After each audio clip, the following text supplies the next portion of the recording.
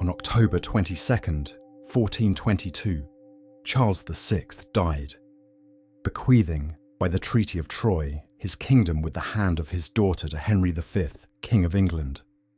In the centuries since war devastated our country, never has our independence been so threatened. Masters of Guienne, united on one side with the Duke of Burgundy, on the other, supported by the Duke of Brittany, the English held the north and centre of France, as far as the Loire. Orléans, besieged, presented a final obstacle to their march towards the south. But the city without help was going to succumb. The Dauphin Charles VII had taken refuge in Bourges, a sad king, without an army, without money, without energy. A few courtiers were still competing for the last favours of this sinking monarchy, but none of them was capable of defending it.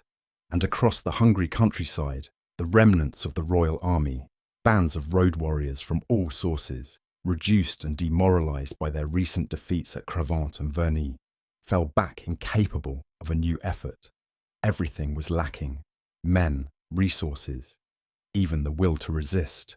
Charles VI, despairing of his cause, thought of fleeing to Dauphine, perhaps even beyond the mountains, to Castile, abandoning his kingdom, his rights, and his duties. After the madness of Charles VI, the indolence of the Dauphin, and the selfishness and incapacity of the nobility had completed the ruin of the country.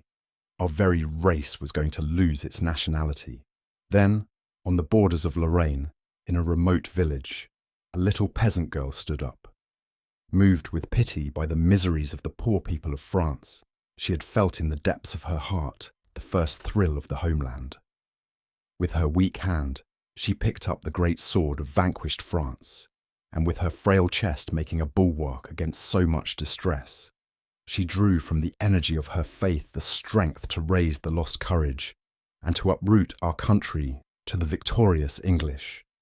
"I come from my Lord God," she said, "to save the kingdom of France."